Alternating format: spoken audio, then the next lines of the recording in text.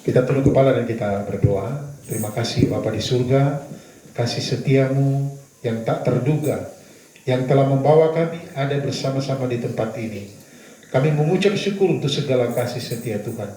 Dan kami berdoa menyerahkan ke dalam tangan kasih-Mu untuk saat-saat kami membaca dan merenungkan firman-Mu. Biarlah Kau bicara secara pribadi kepada masing-masing kami. Pakailah hamba-Mu untuk menjadi alat saluran berkat firman pada saat ini. Memberkati anak-anak yang bersama-sama dengan kami. Memberkati masa depan mereka. Memberkati orang tua, mama, papa, tete, nenek, om, tante, kakak-kakak mereka. Di dalam nama Yesus. Juga para pengasuh sekolah minggu, para pelayan anak-anak, Tuhan memberkati. Terima kasih Bapa di surga. Kami bersyukur untuk segala kasih setiamu. Dan kami berdoa di dalam nama Tuhan Yesus Kristus. Haleluya. Amin. Silakan duduk. Mari adik-adik tinggal saja ya, karena ini cuma ini cerita anak-anak yang berusia 12 tahun, namanya Samuel. Kita membuka dalam kitab 1 Samuel pasal 3. 1 Samuel pasal 3. 1 Samuel pasal 3 ayat 1 sampai ayat yang ke-21. Kita akan melihat 1 Samuel pasal 3 ayat 1 sampai ayat yang ke-21. Baik, Bapak Ibu Saudara yang saya kasih dalam Tuhan Yesus Kristus. Samuel itu pada kisah ini dia adalah seorang anak kecil. Ada penafsir mengatakan umurnya baru 12 tahun pada waktu itu, pada waktu pembacaan firman Tuhan ini. Nah, Samuel hidup di masa hakim-hakim yang kalau dikatakan ada 15 hakim Israel itu, Samuel adalah hakim yang terakhir. Kalau hakim yang pertama apa? Otniel. Jadi ada Otniel, Ehud, Samgar, Deborah, Gideon, Abimelek, Tola, Yair, Yefta, Ibsan, Elon, Abdon, Simpson, Eli, dan Samuel. Samuel adalah hakim yang terakhir. Tapi pada waktu peristiwa ini, dia masih umur 12 tahun. Masih ada Imam Eli. Nah, kondisi atau keadaan Israel pada waktu itu, kalau kita lihat di dalam Hakim-Hakim pasalnya yang ke-21, ayat 25, dikatakan begini. Pada zaman itu tidak ada raja di antara orang Israel. Setiap orang berbuat apa yang benar menurut pandangannya sendiri. Jadi keadaan pada waktu itu kacau. Orang bikin apa yang dianggap baik, apa yang dianggap benar, dibikin. Bayangkan. Sudah sekarang, kemudian Samuel kecil ini dia hidup di bawah pengawasan dari Imam Eli. Dan Imam Eli ini punya 2 anak. Namanya Hofni dan Pinehas. Nah, 2 anak ini jahat sekali. 2 anak ini adalah anak-anak yang disebut orang-orang dursila, orang-orang yang jahat, orang-orang yang serakah, orang-orang yang suka memeras, orang-orang yang suka berzina. Itu luar biasa, anak-anak dari Eli ini kacaunya luar biasa. Dan Samuel ada di tengah-tengah mereka. Samuel kecil ini loh. Saudara-saudara yang saya kasih dalam Tuhan, Samuel hidup bersama atau di tengah-tengah orang-orang yang seperti itu. Dan dikatakan di dalam ayat 1, mari kita lihat dalam ayat 1. Samuel, pasal 3 ayat 1. Samuel yang muda itu menjadi pelayan Tuhan di bawah pengawasan Eli. Pada masa itu firman Tuhan jarang. Penglihatan-penglihatan pun tidak sering. Jadi pada waktu itu, Bapak Ibu Saudara yang saya kasih dalam Tuhan, pada waktu itu mereka belum bisa bersama-sama. Pada waktu itu belum ada pengalaman dari Samuel untuk mendengar suara Tuhan, firman Tuhan. Dan kondisi ini adalah kalau dikatakan Samuel belum mengenal, belum pernah mendengar. Jadi pada waktu ada suara Tuhan dia pergi ke Imam Eli. Nah, saudara-saudara yang saya kasih dalam Tuhan Yesus Kristus, dalam ayat yang ke-26 dikatakan begini. Tetapi Samuel yang muda itu, kira-kira berumur 12 tahun, semakin besar dan semakin disukai di hadapan Tuhan maupun di hadapan manusia. Samuel muda, Samuel kecil menjadi orang yang disukai Tuhan. Dan menjadi pribadi yang dipercayai untuk menjadi hakim terakhir dan nabi besar Israel pada waktu itu. Tema khotbah saya pada saat ini adalah orang yang dapat dipercaya. Saudara-saudara yang saya kasih dalam Tuhan Yesus Kristus, orang yang dapat dipercaya di tengah-tengah bangsa, di tengah-tengah orang-orang yang tidak dapat dipercaya. Ini sulit sekali untuk dapat. Tetapi Samuel kecil ini menjadi orang yang dapat dipercaya. Bapak, Ibu, Saudara, adik-adik yang saya kasih dalam Tuhan, sebagai umat pilihan, sebagai orang percaya, kita pun bisa menjadi pribadi yang disukai Tuhan dan manusia, dan menjadi pribadi yang dapat dipercayai. Jadi pertanyaannya begini, kalau sebagai orang percaya, bagaimana kita bisa menjadi pribadi yang disukai oleh Tuhan dan manusia, dan mau dipercayai oleh Tuhan, dipercayakan oleh Tuhan? Belajar dari pribadi Samuel, saya mencatat itu ada 3 cara menjadi pribadi yang dapat dipercaya. Mari kita lihat satu persatu. Yang pertama, kalau kita ingin menjadi pribadi yang dapat dipercaya, kita mau rela diproses. Kita rela, kita mau diproses, dibentuk oleh Tuhan. Ayat 1-3 dikatakan begini. Tadi kita sudah baca ayat 1, kita baca ayat 2. Pada suatu hari, Eli yang matanya mulai kabur dan tidak dapat melihat dengan baik, sedang berbaring di tempat tidurnya. Ayat 3. Lampu rumah Allah belum lagi padam, Samuel telah tidur di dalam bait suci Tuhan, tempat tamu Allah. Jadi Samuel kecil ini, dia sudah melayani Tuhan dari umur yang masih kecil, dan pada waktu itu 12 tahun. Tapi dia pada waktu itu dibawa oleh orang tuanya, oleh Hana dan Elkana, bapaknya Elkana, masih kecil, lepas susu mungkin sekitar 2 tahun. Dan dia sudah ada di bait Allah, dilatih, diproses dari kecil, kemudian melayaninya itu apa? Dikatakan membuka pintu, memasang pelita di dalam kemah pertemuan. Ini tugas dari Samuel kecil. Jadi masih kecil dia sudah melayani Tuhan. Adik-adik juga masih kecil-kecil sudah bisa melayani Tuhan. Misalnya jaga kebersihan di gereja, ya toh? Tidak buang rumput sembarangan atau membuang sampah sembarangan. Nanti lihat, oh ada kotor, ambil isi lubang di tempat sampah. Ini pelayanan yang kecil, tapi dilakukan oleh orang yang kecil, yaitu Samuel. Dia buka pintu saja, dia pasang lampu, ini Imam Eli sudah tua, gendut, gemuk, tua, mata tidak bisa lihat baik, tidak bisa lihat baik, kabur-kabur. Dan biasanya Samuel pegang dia dan tuntun Eli pergi ke tempat yang biasa duduk untuk menghakimi orang Israel.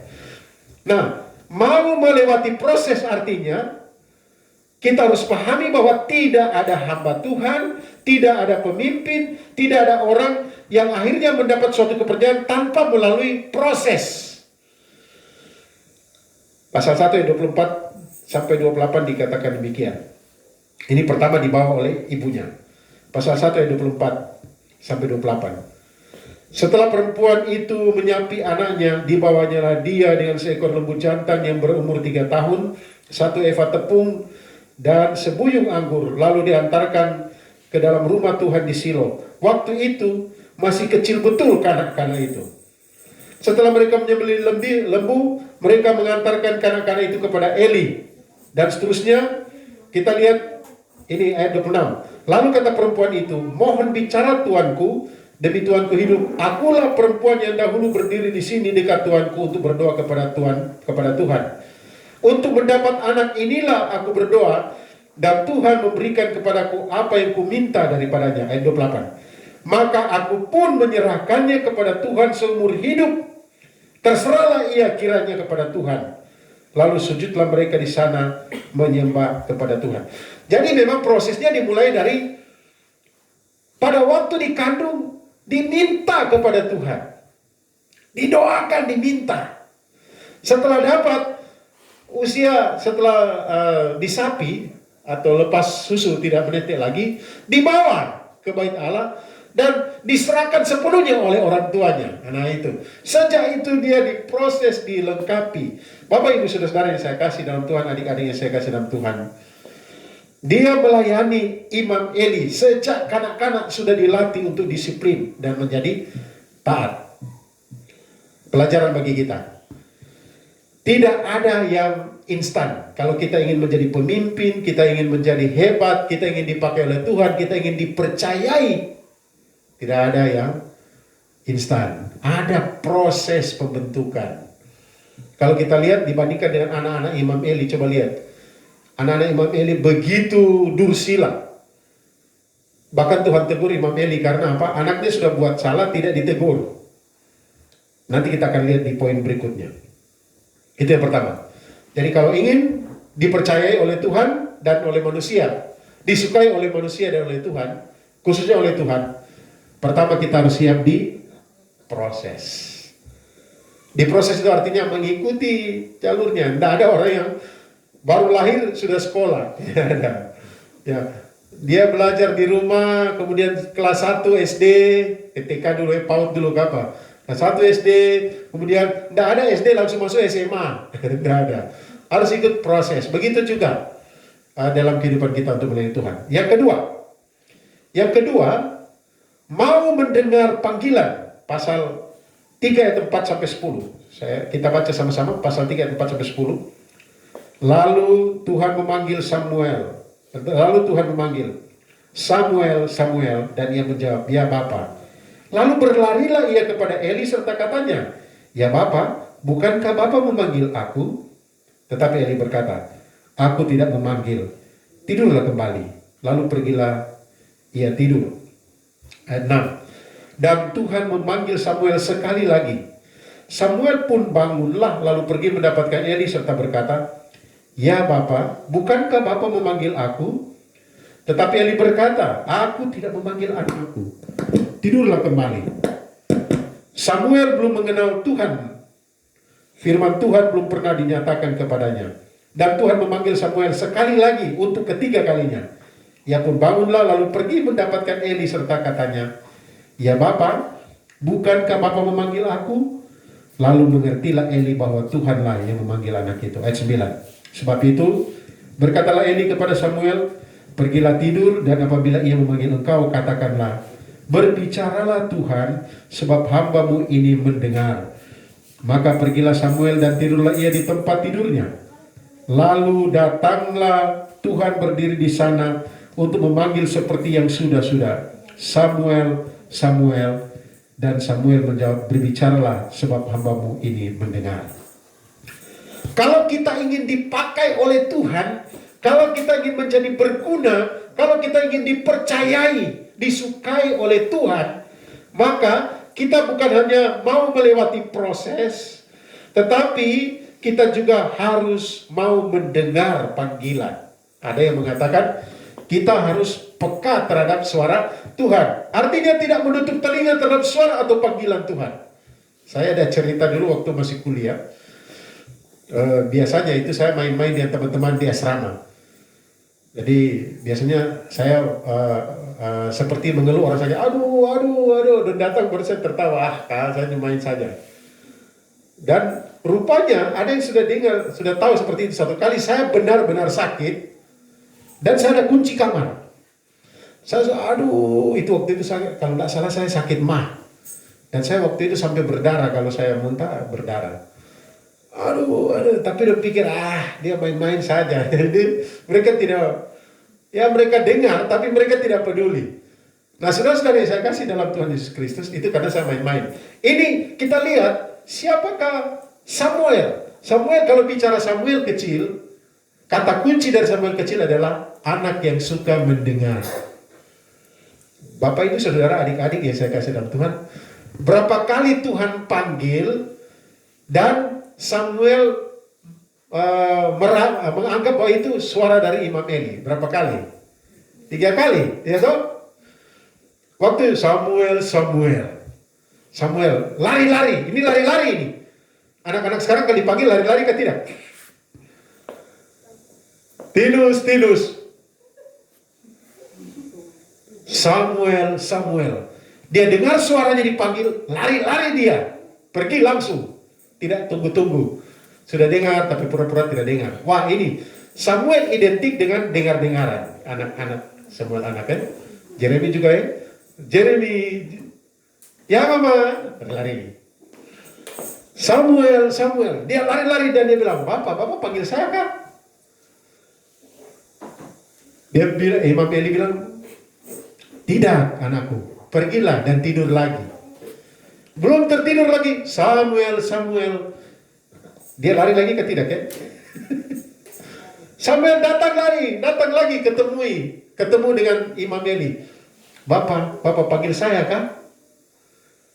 Tidak, saya tidak panggil kau balik sudah. Tidur lagi. Mungkin kalau anak-anak sekarang sudah 2 kali panggil, bilang tidak panggil, wah. Dan dipanggil lagi, Samuel. Ini 3 kali. Mungkin kalau anak-anak sekarang, suku mati. Pertama tidak, kedua tidak, ketiga setelah mau pergi lagi. Pasti tidak juga. Tapi Samuel tidak. Dia tetap pergi menjumpai Imam Eli dan dia berkata, Bapak panggil saya kan? Bapak panggil saya kan? Imam Eli bilang apa? Oh, Imam Eli langsung mengerti, itu pasti suara Tuhan. Begini anakku, kalau ada panggilan suara lagi namamu, itu Tuhan bilang ini, dikatakan ayatnya yang keberapa? Ayat yang ke-10. Samuel menjawab, berbicaralah. Jadi diajar ya oleh Imam Eli, kalau Tuhan panggil, bilang ini hambamu, berbicaralah, hamba ini mendengar. Saudara-saudara, adik-adik yang saya kasih di dalam Tuhan Yesus Kristus, kalau kita ingin disukai oleh Tuhan, kita ingin dipakai oleh Tuhan dan menjadi pribadi yang dapat dipercaya, bukan hanya mau diproses, yang kedua apa? Mau mendengar panggilan, dengar-dengaran. Ya. Belajar dari mana dengar-dengaran? Dari kalau orang tua panggil, langsung lari-lari seperti Samuel. Ada lagu dulu. Ajar hamba mendengar seperti Samuel. Ya kan? Bagus juga kalau lagu begini. Ajar hamba mendengar seperti barito. Boleh, tapi ajar hamba mendengar seperti Albertinus. Kira-kira begitu kan? Nah, tetapi kalau kita ingin, ini disebut dengan orang yang mau mendengar panggilan, responsif, atau dia cepat sekali tanggap. Oh, ini ada panggilan, nama saya dipanggil. Takutnya kalau kita dipanggil, nama kita dipanggil, baru kita tidak dengar. Pada waktu Tuhan Yesus datang, dikatakan, bila zaman ini lalu pada hari kiamat, bila sangkakala Allah terdengar, bila orang yang percaya berkeliling tahtanya, kalau namaku dipanggil, ku tidak dengar. Itu dia. Jadi saudara, ini latihan mendengar itu latihan. Saya anak sulung di keluarga, laki-laki sendiri 4, adik saya cewek semua. Dan biasanya saya mungkin mau cek lagi ke mami saya, tapi setahu saya anak dengar-dengaran. Kalau dipanggil cepat saya datang. Cepat, dari dulu. Walaupun saya masih nakal, anak nakal, tetapi kalau dipanggil saya cepat dengar, cepat datang. Biasa seperti itu. Makanya saya kalau di rumah, kalau saya panggil, atau itu ibu bilang, Bapak suara kecil, kalau khotbah suara besar, tapi kalau di rumah panggilnya kecil. Kadang-kadang saya bilang, Mama. Kemarin saya panggil Mama 3 kali, oh berarti ibu tidak dengar. Saya lakukan saja, karena tidak ada di luar Jawa tidak dengar. Pasti tidak dengar kali. Pasti kalau ibu dengar, pasti langsung datang. Tapi kadang-kala di rumah, kadang-kala saya tidak bersuara, ibu dan Bapak panggil, saya tidak. Saya bayangkan Samuel itu. Tidak, kok tidak panggil tadi. Mungkin ada anjing bergonggong bunyinya. Ma.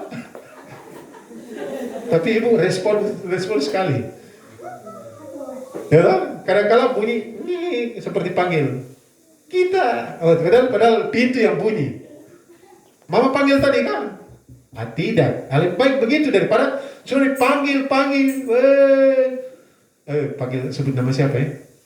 Oja. Dia dengar tapi pura-pura dia terdengar. Parah itu. Tapi ini Alkitab mengajarkan, saudara-saudara yang saya kasih dalam Tuhan, kalau kita baca kitab Amsal, saya suka belajar kitab Amsal karena saya pribadi yang tidak bijak sama sekali. Jadi saya suka belajar kitab Amsal dan saya berusaha untuk menjadi lebih bijak. Yang utama di dalam dunia pelayanan adalah siap mendengar. Dalam dunia pelayanan, konseling juga siap mendengar. Gembala juga harus siap mendengar, bukan siap bicara. Gitu. Saya karena sudah pelayanan sudah dari tahun 83 dan aktif seperti seorang gembala tahun 85. Kalau ada orang bicara atau dulu tulis surat, saya akan baca surat detil, baca baik-baik. Nah setelah kalau telepon, saya akan dengar teleponnya dan saya tidak akan bicara. Saya dengar sampai sudah selesai. Kadang-kadang saya tanya, sudah selesai kah? Setelah saya dengar, oh baru saya memberikan masukan. Kalau diminta memberikan masukan. Tetapi saya kembali ke dengar-dengaran, adik-adik, saudara-saudara, kita semua, bukan hanya anak-anak kecil yang dengar-dengaran, semua, sampai saya sudah tua-tua seperti ini, dengar-dengaran. Bukan takutnya, dibayangkan, kalau namaku dipanggil, mana ada tapi tidak ada, karena tidak mendengar. Baik, Samuel, dia cepat sekali merespon panggilan. Walaupun 3 kali dia pergi, ternyata bukan Imam Eli yang panggil, tapi yang keempat ternyata Tuhan yang panggil dia. Itu luar biasa. Saudara-saudara yang saya kasih dalam Tuhan Yesus Kristus.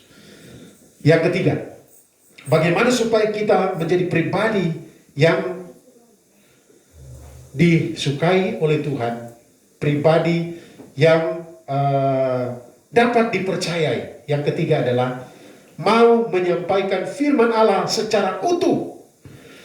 Mau menyampaikan firman Allah secara apa adanya. Tidak diperlembut. Tidak dibuat seolah-olah ya tajam, tapi dibuat ya sebenarnya. Bukan sebenarnya, itu harus. Misalnya firman Tuhan begini. Dikatakan. Kan Tuhan bilang begini ke Adam dan Hawa. Ada semua buah pohon dalam taman ini. Semua pohon dalam taman ini kamu boleh makan buahnya. Kecuali yang di tengah, jangan kamu makan buahnya. Itu perintahnya, jangan kamu makan. Tapi terjadilah godaan. Siapa yang goda? Hawa. Iblis toh, iblis dalam bentuk ular. Hawa, bukankah Tuhan berfirman, semua buah pohon dalam taman ini jangan kamu makan buahnya? Bukan. Hawa bilang, bisa, semua bisa. Kecuali satu, firman Tuhan mengatakan bahwa kita tidak boleh makan ataupun raba. Padahal tidak dikatakan raba, tapi Hawa ditambah lagi raba. Nah, saudara-saudara yang saya kasih dalam Tuhan Yesus Kristus, firman Tuhan mengatakan bahwa jangan kau makan buahnya, karena kalau kau makan, pastilah kau mati. Pasti mati. Bukan kalau kau makan buahnya, engkau akan jadi sama seperti Allah, tahu tentang yang baik dan jahat. Tapi Tuhan bilang tidak. Kalau kau makan buahnya, pastilah engkau mati.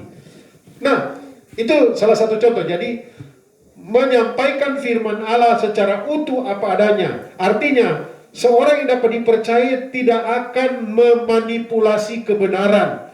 Tidak akan memanipulasi firman Tuhan. Tidak akan menyampaikan, dia akan menyampaikan kebenaran itu secara utuh. Tidak kurang, tidak lebih. Dan menyampaikan semuanya. Kita lihat ayat 18. Jadi kita lihat ceritanya dulu ayat 15 sampai 21, ayat 15. Setelah Tuhan berfirman kepada Samuel tentang apa yang akan terjadi pada keluarga Imam Eli, Tuhan mengutuk, Tuhan menghakimi keluarga Eli.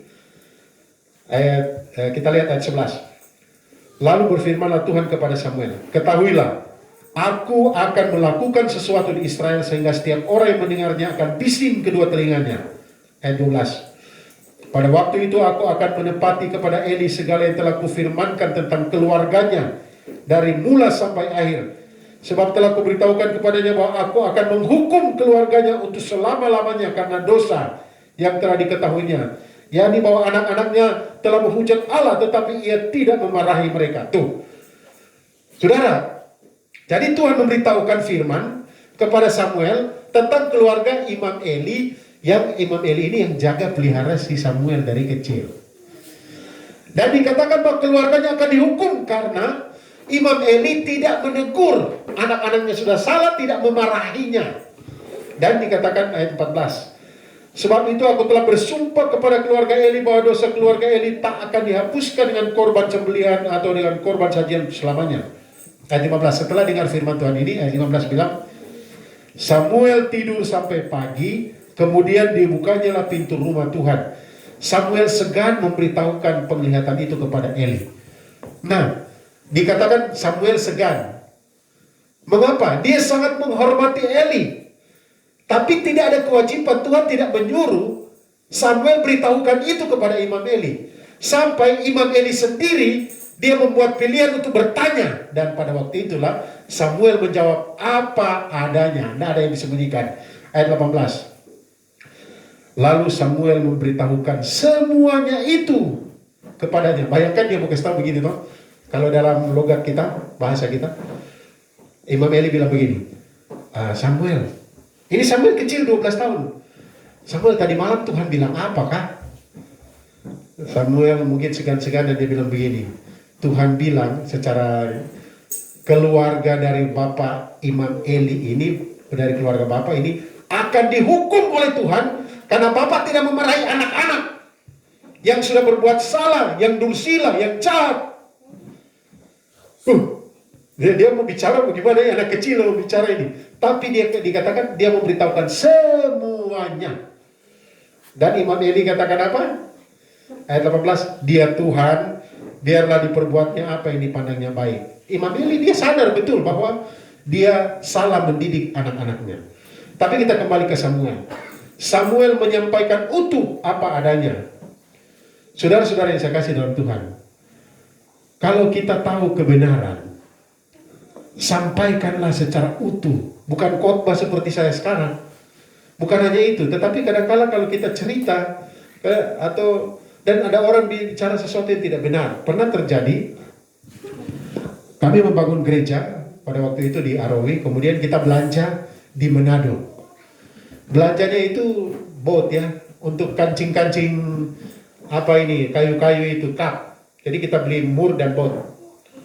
Di sini harganya pada waktu itu misalnya saja 3.500 satu tempo dulu.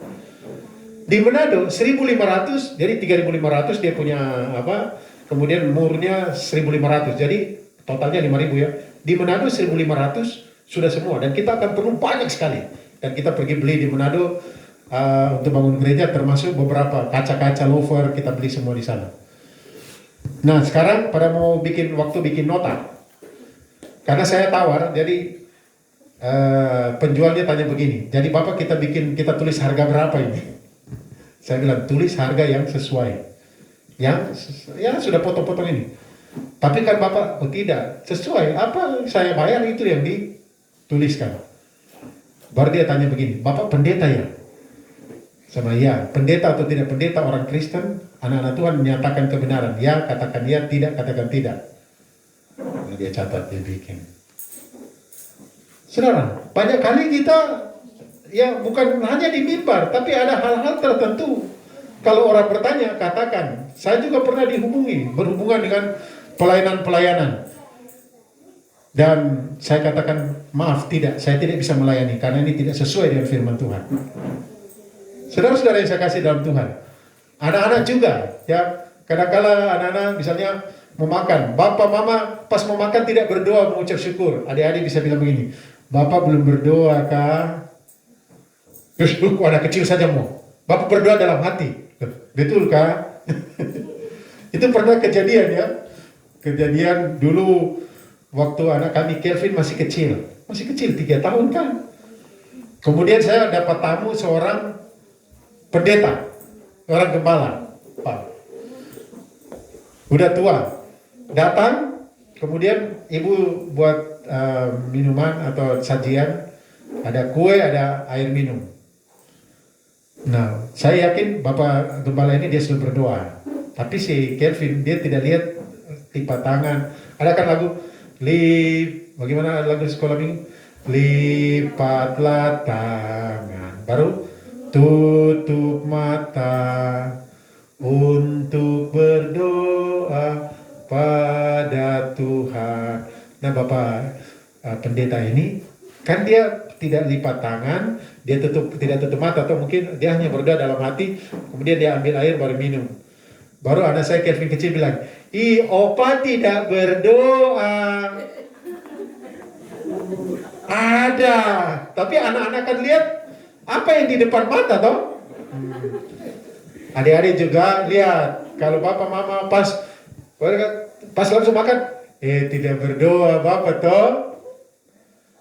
Ush, bapak terus kok tahu apa kak? Saya bilang saja. Atau apa saja saudara-saudara. Ada cerita juga. Satu kali ada satu bapak ini, dia ajak dia anak. Dia tahu mau ajak apa, tapi pas rupanya ada langsat, pohon langsat. Bukan numpuk kebun. Tapi bapak ini suka ambil langsat ini. Dia ajak anaknya, pas sudah di dekat pohon langsat, si bapak mulai lihat kiri, kanan, muka, belakang, lur-lur. Lihat-lihat ada orang kah tidak. Anak ini juga bingung-bingung. Baru dia bilang, bapak kenapa lihat muka belakang? Bapak kenapa lihat kiri kanan? Terus bapak kenapa tidak lihat ke atas? Bapak langsung bilang, kalau begitu terpulang sudah. Itu karena bapaknya mau cari langsat. Baru anaknya yang bilang kan. Nah saudara begini. Sampaikanlah kebenaran. Yang benar, katakan benar. Allah mau supaya kita menyampaikan firman Tuhan secara utuh apa adanya. Allah mau supaya kita menyampaikan kebenaran secara utuh apa adanya. Kalau kami seperti saya, hamba-hamba Tuhan yang melayani, yang berkhotbah, kalau firman Tuhan bilang A, kita katakan A. Jangan pas kita ada firman Tuhan bilang, jangan kamu berbuat zina. Dan kita mengatakan, ya seharusnya kita itu tidak bisa. Alkitab berkata, jangan kamu berbuat zina. Atau, jangan mencuri. Katakan itu seperti itu. Saudara-saudara yang saya kasih dalam Tuhan Yesus Kristus. Itulah 3 cara untuk menjadi pribadi yang disukai Allah, disukai manusia, tetapi menjadi pribadi yang dapat dipercaya. Yang pertama, apa? Dia mau diproses. Ikut. Mungkin kalau anak-anak sekolah, belajar, berdoa, diproses oleh Tuhan. Yang kedua, mau mendengar. Ini dibandingkan dengan anak-anak Eli yang tidak mau mendengar. Samuel dengar-dengaran. Yang ketiga, mau menyampaikan firman Allah secara utuh. Apa adanya. Kiranya Tuhan memberkati kita sekalian. Dan biarlah kita menjadi pribadi-pribadi yang berguna. Oleh karena kita mau diproses, kita suka mendengar, apalagi firman Tuhan, dan mau menyampaikan firman Allah apa adanya secara utuh. Tuhan memberkati kita sekalian. Mari berdoa. Terima kasih Bapa, kami bersyukur untuk kesempatan yang Kau beri bagi kami belajar dari firman-Mu. Tolonglah kami, ya Allah.